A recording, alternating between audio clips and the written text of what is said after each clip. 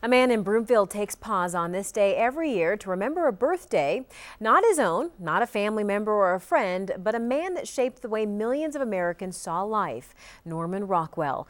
9 News reporter Cheryl Preheim tells us the connection between an artist and a child is as strong as ever.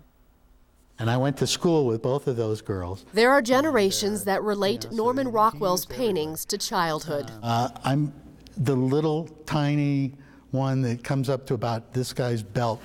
Scott Ingram grew up being part of those paintings. And he just had a real eye for what we would consider Americana. Rockwell worked out of a studio above the grocery store in Scott's hometown of Stockbridge, Massachusetts, population 1,200. He fit into that town perfectly. He'd asked local kids to be his models. When he came over to our house, my mother almost fell over when she met him. He always had that pipe in his mouth, always, and had a very deep voice. And with that voice, he'd coach the perfect photograph, what every painting started as. Open your mouth and look really surprised, and that's the way he got me to look like that. And for this famous 1956 painting and every other one, the little boy in them got a $5 bill. But more importantly, time with the most famous man in town. He always bought me a milkshake after the modeling session,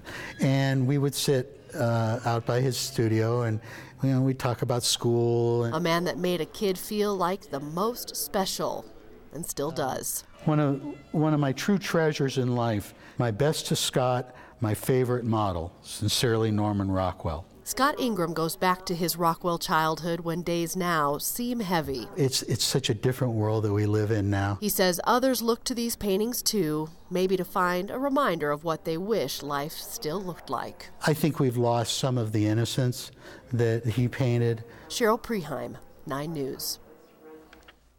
Norman Rockwell was 86 when he died. That was in 1978. There's a Rockwell Museum in Stockbridge, and many of those former child models still get together there every year. You can see a lot more of the original photographs of Scott Ingram that became paintings, plates, and figurines, and we have a link in our story on 9news.com.